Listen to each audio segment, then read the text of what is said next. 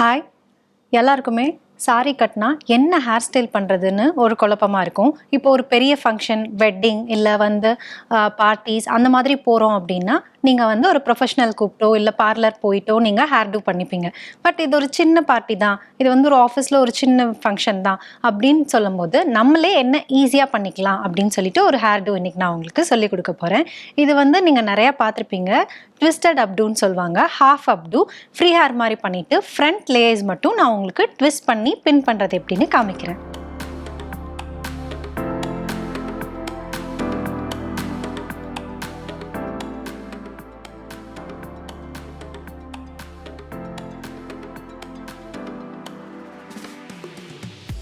First இவங்க year இந்த இடம் இருக்கு இல்லையா, இந்த இடத்துல இருந்து நான் செக்ஷன்ஸ் எடுத்துக்கிறேன்.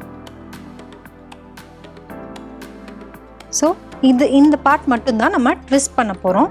இந்த பார்ட் ஃப்ரீயாக இருக்க போகுது. இதை ட்விஸ்ட் பண்ணி இங்கே எப்படி நம்ம பின் பண்ணிடுவோம். ட்விஸ்ட் பண்ணுறதுக்கும் நம்ம செக்ஷன்ஸ் எடுக்கணும். எப்படி லேயராக செக்ஷன்ஸ் எடுக்கிறதுன்னு நான் உங்களுக்கு காட்டுறேன். நீங்கள் இதை இந்த மாதிரி ஒரு டெயில் கோம் யூஸ் பண்ணியும் நீங்கள் செக்ஷன்ஸ் எடுக்கலாம். இப்படி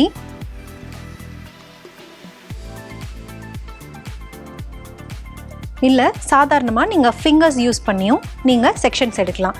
ஃபர்ஸ்ட் பார்ட் நான் டெயில் கோம் எடுத்து பண்ணி காமிச்சேன். அடுத்த செக்ஷன் எடுக்கும்போது நான் ஃபிங்கர்ஸ் யூஸ் பண்ணி எப்படி பண்ணுறதுன்னு காமிக்கிறேன்.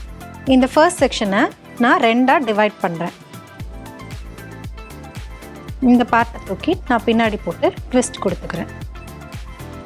பண்ணும்போது ரொம்ப டைட்டாக பண்ணிடாதீங்க, கொஞ்சம் லூஸ் கொடுத்து பண்ணுங்கள். டைட்டாக பண்ணும்போது ரொம்ப சப்பையாக தெரியும். ஸோ அடுத்த செக்ஷன் நான் ஃபிங்கர்ஸ் வச்சு எடுத்து இங்கே இந்த ஃபிங்கர்ஸால் நான் இதை செக்ஷன் பிரித்து இது மேலே போட்டுக்கிறேன்.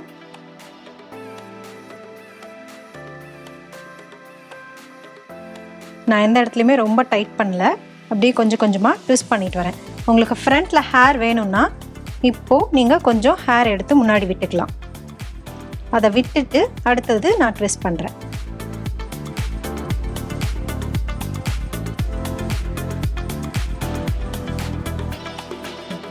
இதை நீங்களே கையால் எடுத்து பண்ணலாம்.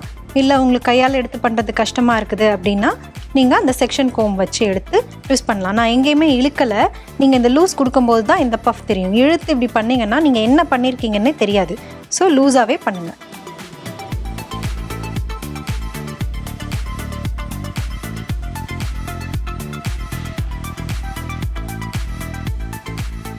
ஸோ நான் இங்கே இயர் வரைக்கும் எடுத்த செக்ஷன்ஸ் எல்லாமே நான் ட்விஸ்ட் பண்ணிட்டேன். பின் பண்ணுறதுக்காக இன்னும் 2 தடவை இதை நான் ட்விஸ்ட் போட்டுக்கிறேன். இப்போது இந்த இடம் கொஞ்சம் பஃப் இருக்குது, எனக்கு இன்னும் கொஞ்சம் வேணுன்றனால நான் புல் அவுட்ஸ் பண்ணுறேன். ஸ்லோவாக புல் அவுட்ஸ் பண்ணி அதோட மார்க்ஸ் இல்லாத மாதிரி நான் இப்படி பண்ணுறேன். இப்போது இதை நான் இங்கே கொண்டாந்து இந்த இடத்துல பின் பண்ணிக்கிறேன். பாபி பின்ஸ் யூஸ் பண்ணி பின் பண்ணுறேன்.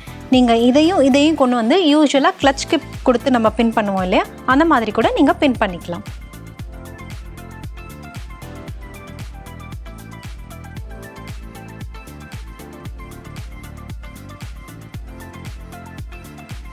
ஒன்று பண்ணியிருக்கேன். இது மேலே கிறிஸ் கிராஸாக நான் இன்னொன்று பண்ணிடுறேன்.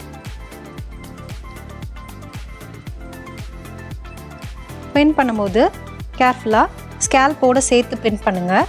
இந்த இடத்துல டைட்டாக இருக்கணும், லூஸ் விடக்கூடாது. சேம் அந்த சைடு எடுத்த மாதிரியே நான் தலையிலேருந்து கொஞ்சம் ஒரு ஒரு ஒரு ஃபிங்கர்ஸ் அளவு மட்டுமே நீங்கள் எடுத்தீங்கன்னா உங்களுக்கு இயர் டு இயர் செக்ஷன் கிடைக்கும். அந்த செக்ஷன் ஆஃப் பார்ட்ஸ் மட்டும் எடுத்துருக்கிறேன். இதை மட்டும்தான் நம்ம ட்விஸ்ட் பண்ணி பின் பண்ண போகிறோம். நீட்டாக இந்த இடத்த வாரிக்கோங்க ஸ்டார்ட் பண்ணுறதுக்கு முன்னாடி.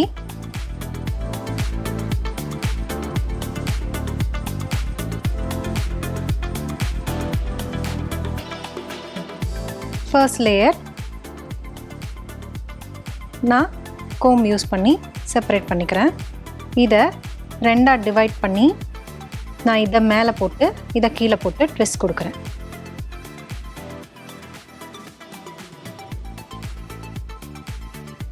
லூஸாக பண்ணுங்கள், டைட்டாக பண்ணாதீங்க.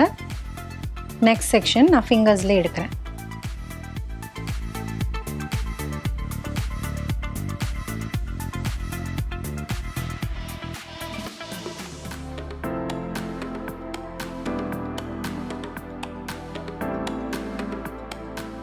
நம்ம எடுத்த செக்ஷன்ஸ் எல்லாமே ட்விஸ்ட் பண்ணியாச்சு. எக்ஸ்ட்ரா 2 ட்விஸ்ட் பண்ணிவிட்டு இப்போ நான் லூஸாக இருக்கிறதுக்கு கொஞ்சம் புல் அவுட்ஸ் கொடுக்குறேன்.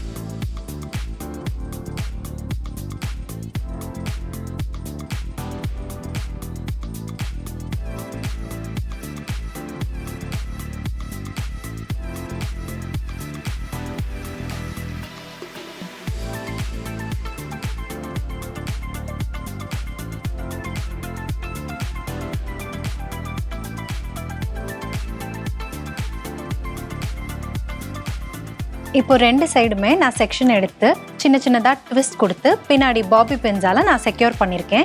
நீங்கள் கிளச் கிளிப் யூஸ் பண்ணியும் செக்யூர் பண்ணலாம். எனக்கு இந்த பின்ஸ் அசிங்கமாக தெரியுது அப்படின்னு ஃபீல் பண்ணுறவங்க ஏதாவது மல்லிப்பூவோ இல்லை ஆக்சசரிஸோ வச்சு நீங்கள் கவர் பண்ணிக்கலாம். இது வந்து ரொம்ப ஈஸியான பேசிக் சிம்பிளான ஒரு ஹேர் ஸ்டைல். இது நீங்களே வீட்டில் ஈஸியாக உங்களுக்கு நீங்கள் ட்ரை பண்ணி போட்டுக்கலாம். இது எல்லா ஃபேஸ்க்குமே ஓரளவு இந்த ஹேர் ஸ்டைல் சூட் ஆகும்.